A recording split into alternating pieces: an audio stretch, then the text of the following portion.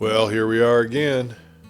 It's getting real close to Christmas, and I'm excited to see the kids' reactions to their gifts. But more importantly, the most enjoyment I get is from seeing family and friends that I don't see much during the rest of the year.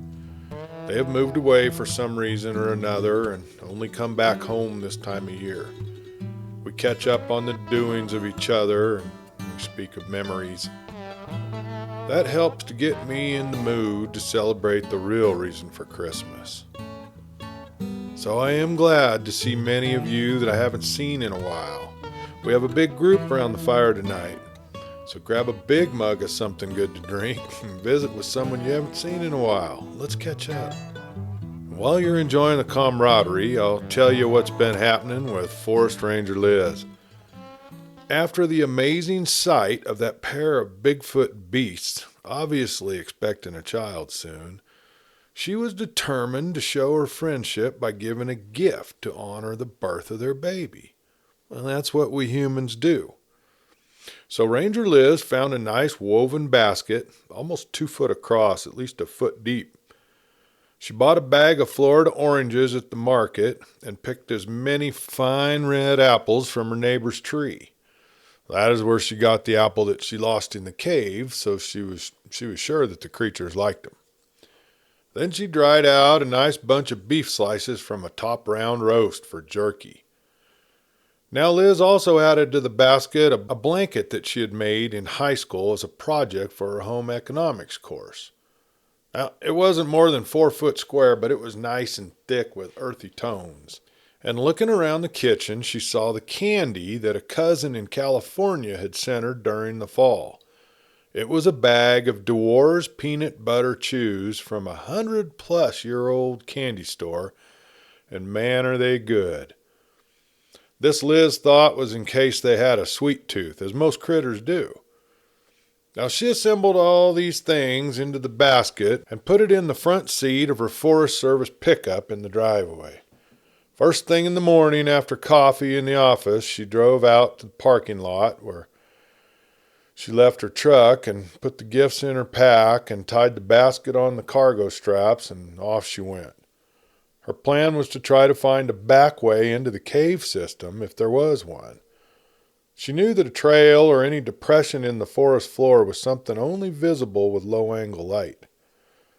So early in the morning or last light in the evening will sometimes cast shadow patterns that will reveal a path that normally can't be identified.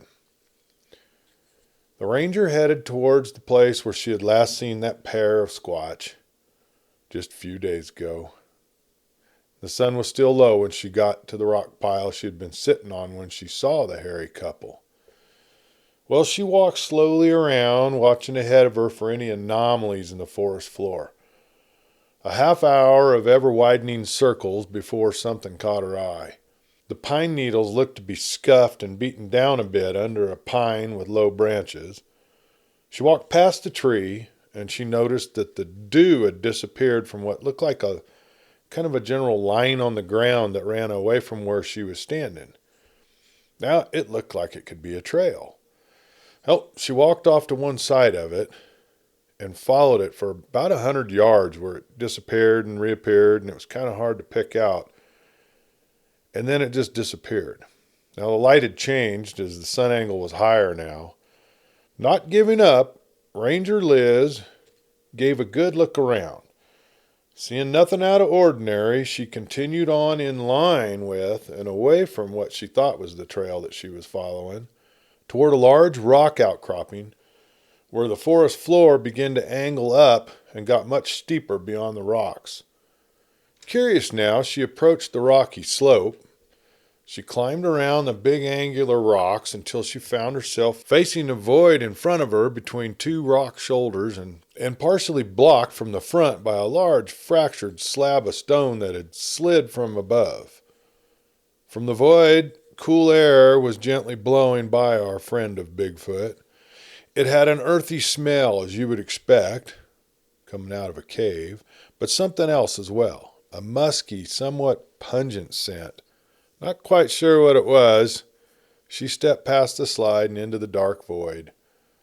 Stopping there, half in the light and half in the dark, she prepared herself to enter the cave. She replaced her sunglasses with clear lenses, got out her flashlight and her bear spray for good measure, took a swig of water, then went forward slowly. Not sure this was the same cave system that she found a few months ago, though the two entrances couldn't be more than a quarter to a half mile apart. And there was the air blowing past. The ranger knew that the moving air proved that there was another outlet somewhere. There were many side caves and little rooms. Ranger Liz moved slowly, exploring as she went. More than an hour into it since she entered the cave, Liz still hadn't seen anything out of the ordinary. It was then that she bent to stoop through a tight spot, and she stepped into a large room. She wasn't exactly sure which direction she'd been moving, but she always felt that she had been descending somewhat. This room, maybe a cavern would be a better description. It was maybe 75 feet to the far side, and on that far side there was a small stream of water squirting out of the wall and pulling up before running down into the floor and disappearing again. The ceiling was tall. It was 30 or more feet high. And the sound of the water was echoing all around and sounded peaceful to the ranger. Now the musty smell was strong here in this part of the cave. Liz, she looked up to what looked like a large flat ledge above the pool of water. It was there that the ranger found what she was looking for. For hanging over the edge of the shelf was what looked like a woven basket material. Liz figured it to be bedding material. Though, 15 foot above her, she figured she'd gone far enough. She hadn't discovered the other entrance into the cave, but decided that this was far enough.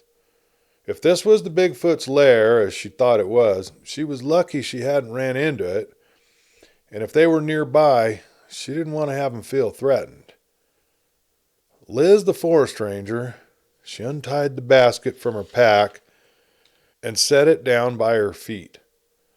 She filled it with the jerky, the fruit, and the candy, placing the blanket on top.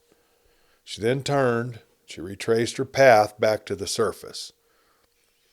It didn't take near as long going back, as she didn't have to stop and explore all the side tunnels. Still early as she started back to the parking lot, it was only around 10 a.m. So she made her way back to the office and finished up on the office work and had a pretty uneventful day, went on home, and that's sort of the way the rest of the week worked out. Just kind of went without incident. They got a lot done. A lot of the subcontractors that were working on the new installations were going home for the holidays, so there wasn't a lot going on.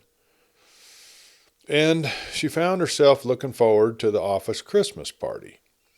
Now, there was only going to be about 30 people there, and they had rented out the back room at Rosie's, the Mexican restaurant down by the service station and near the hotel. But the hotel was closed for the winter. It was always a good time. Since there was no official New Year's Eve party thrown for the Forest Service staff, this Christmas party served as the year-end hurrah. There was always a spirited gift exchange, the white elephant variety, maybe you've seen that, where gifts could be swapped or stolen by each guest as they opened their presents one at a time. Usually begun after dinner and well into the evening.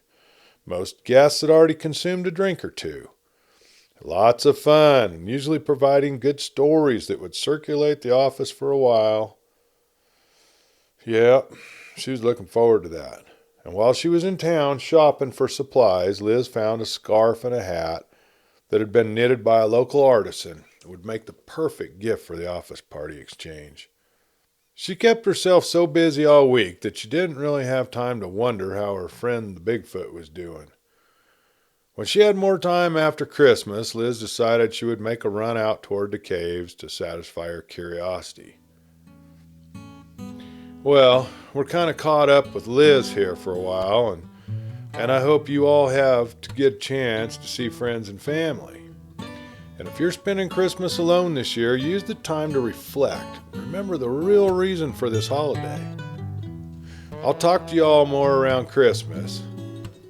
So until then, let the spirit of the season in. This is Clay Steele. Good night.